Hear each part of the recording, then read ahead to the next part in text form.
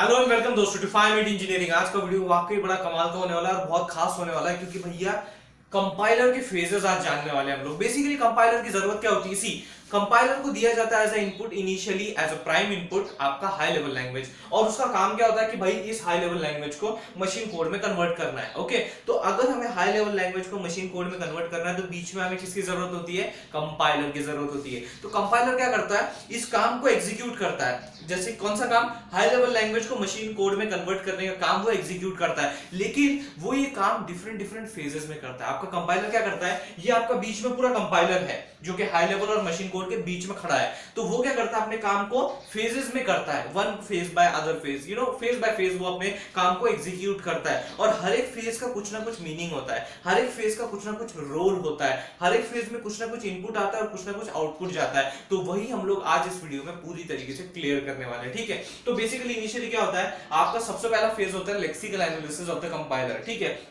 ये lexical analysis में जैसे कि आप देख सकते हो इनपुट जाता है हाई लेवल लैंग्वेज, बराबर। अब वो जो हाई लेवल लैंग्वेज आई है, वो जो कोड आया है, वो जो प्रोग्राम आया है, उसको ये लेक्सिकल एनालिसिस में क्या करते हैं? स्कैन किया जाता है। स्कैन किया जाता है कैरेक्टर बाय कैरेक्टर, हम लोग क्या करते हैं? स्कैन करते हैं हमारे पूरे प्रोग्राम को। एंड फिर एक बार वो स्कैन हो गया, उसके बाद हम लोग बेस्ड ऑन दैट स्कैन हम लोग आउटपुट क्या जनरेट करते हैं? टोकन्स जनरेट करते हैं। सो बेसिकली लेक्सिकल एनालिसिस में हम लोग एज आउटपुट क्या जनरेट कर रहे हैं? Stream of tokens. अब ये जो टोकन्स है ये बेसिकली किसको देने हैं? ये अगले फेज को देने हैं। अगला फेज है सिंटैक्स एनालिसिस। सिंटैक्स एनालिसिस क्या करता है? दो इनपुट लेता है। यहां पे सिर्फ एक एरो दिखाया है क्योंकि वो एक फेज है, अगला फेज है।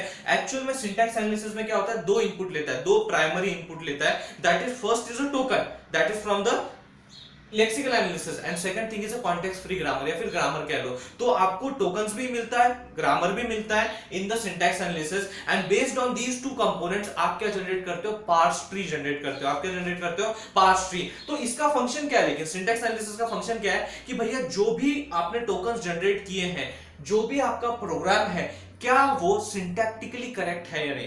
क्या वो सिंटैक्टिकली करेक्ट है या नहीं? कई बार हम लोग प्रोग्राम लिखते हैं तो सिंटैक्स एरर नहीं आता, तो वो सिंटैक्स एरर कहां डिटेक्ट होता है? किस फेज में डिटेक्ट होता है? तो वो सिंटैक्स एनालिसिस फेज में डिटेक्ट होता है कि भैया यहाँ पे सिंटैक्स एरर आया है आपका, तो वो यहीं पे डिटेक्ट होता है। देयरफॉर आपका प्रोग्राम सिंटैक्टिकली करेक्ट होना चाहिए, तब जाके वो आगे क्वालिफाई होगा इनटू अ पार्स ट्री। और वो जो पार्स ट्री जनरेट हुआ है वो अभी हम लोग क्या करेंगे? अगले फेज को एज इनपुट देंगे। तो पार्स ट्री आपका गया सिमेंटिक एनालिसिस के लिए। Now see remember this part कि जो ये आपका पार्स ट्री एज इनपुट गया सिमेंटिक एनालिसिस के लिए, this semantic analysis has some rules जिसे हम लोग बोलते हैं सिमेंटिक रूल्स। ओके, तो आपका ये जो पार्स ट्री एज इनपुट है उसको हम लोग इन रूल्स के बेसिस पे इवैल्यूएट करते हैं कि भैया क्या ये इन रूल्स को फॉलो कर रहा है? ये जो कंस्ट्रक्टेड पार्स ट्री है क्या ये इन सिमेंटिक रूल्स के हिसाब से चल रहा है, इनके हिसाब से फॉलो हो रहा है? अगर वो हो रहा है तो फाइनली आप क्या आउटपुट जनरेट करते हो? Annotated syntax tree. Annotated syntax tree is nothing but the output of your syntax analysis. Okay, तो आपने इसको इनपुट दिया पार्स ट्री और जनरेट किया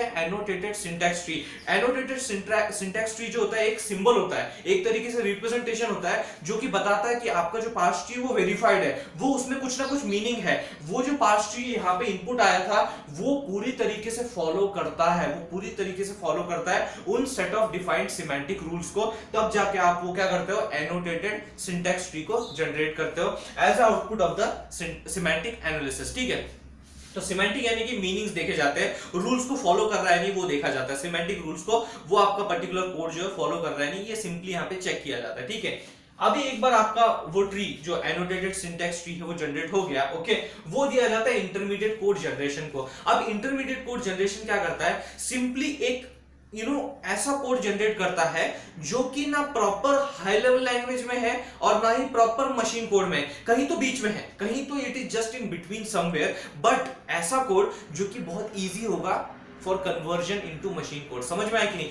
मतलब एक ऐसा कोड जो पूरी तरीके से ना हाई लेवल कह सकते हो ना पूरी तरीके से मशीन कोड कह सकते हो। ऐसा code is nothing but intermediate code. And ऐसे कोड को अगर आपको रिप्रेजेंट करना है तो सबसे फेमस जो है, सबसे famous representation of intermediate code is nothing but 3 address code. It is nothing but 3 address code. मतलब 3 एड्रेस कोड का मतलब क्या कि अगर आप कोई भी इंस्ट्रक्शन लिखते हो तो उस इंस्ट्रक्शन की एक लाइन में सिर्फ आप मैक्सिमम टू मैक्सिमम 3 ऑपरेंड्स को डिफाइन कर सकते हो, 3 ऑपरेंड्स आप उसमें डिफाइन कर सकते हो, that is a 3 address code. अब ये 3 एड्रेस कोड क्या होते हैं, कितने टाइप के होते हैं, इनके बारे में डिटेल में अभी हम लोग जब इस फेज में आएंगे आगे आने वाले वीडियोस में, उसमें मैं आपको बताऊंगा। तो बेसिकली होता क्या है, जो आप इनपुट देते हो from the semantic analysis, finally उसको यूज करके वो जनरेट क्या करता है, एक 3 एड्रेस कोड या फिर एक तरीके से इंटरमीडिएट कोड जनरेट करता है। ठीक है, तो ये इंटरमीडिएट कोड जनरेट हो गया। अब यहां तक जितना भी हमने अभी तक देखा, जितना भी अभी तक हमने समझा, ये सब आता है front end part of the compiler, ये सब फ्रंट एंड पार्ट में आता है, ये पूरा का पूरा पार्ट। ठीक है, अब एक बार 3 एड्रेस कोड आपका जनरेट हो गया, ओके, तो अभी वो जो 3 एड्रेस कोड है, it is nothing but a representation of your intermediate code, it is just a representation of your intermediate code. अब ये जो है आपका इंटरमीडिएट कोड किसे दिया जाता है, कोड ऑप्टिमाइजेशन को दिया जाता है। कई बार क्या होता है ना, कई बार आपके कोड में जो भी आपने इंटरमीडिएट कोड जनरेट किया है, उसमें कई बार रिडंडेंसीज होती है, कुछ ऐसा पार्ट होता है जो कि जरूरी नहीं होता, मतलब बार बार रिपीट हो रहा है, जैसे कि आपका लूप होता है, तो लूप के अंदर कई सारी अननेसेसरी चीजें होती हैं, और अगर आपका लूप 1000 टाइम चल रहा है, 2000 टाइम चल रहा है, तो वो अननेसेसरी जो चीज है आपके लूप में, वो भी रिपीट हो रही है 1000 और 2000 टाइम, जो जिसकी जरूरत नहीं है। तो यहाँ पे क्या हो रहा है, आप अपने कोड को ऑप्टिमाइज करते हो by removing some of the elements which are irrelevant in the code, या फिर उनको कहीं ना कहीं रिप्लेस करते हो, एक प्लेस से उठा के दूसरे प्लेस पे रखते हो। ये चीजें जो होती हैं, ये आप कोड ऑप्टिमाइजेशन में करते हो, ताकि आपका जो कोड है, वो जो एग्जीक्यूशन है, वो एक तरीके से ऑप्टिमाइज हो सके। ये कोशिश आप यहाँ पे करते हो। यहाँ पे भी कई सारी कोड ऑप्टिमाइजेशन की टेक्निक्स है, जो कि मैं आगे आने वाली वीडियोस में डिस्कस करने वाला हूं, बहुत ही बढ़िया तरीके से विद एग्जांपल्स। ठीक है, तो यहाँ पे हम लोग क्या करते हैं, इंटरमीडिएट कोड को एज ए इनपुट लेते हैं एंड ऑप्टिमाइज्ड इंटरमीडिएट कोड को जनरेट करते हैं। ऑप्टिमाइज्ड होगा वो, बराबर है, it is going to be optimised.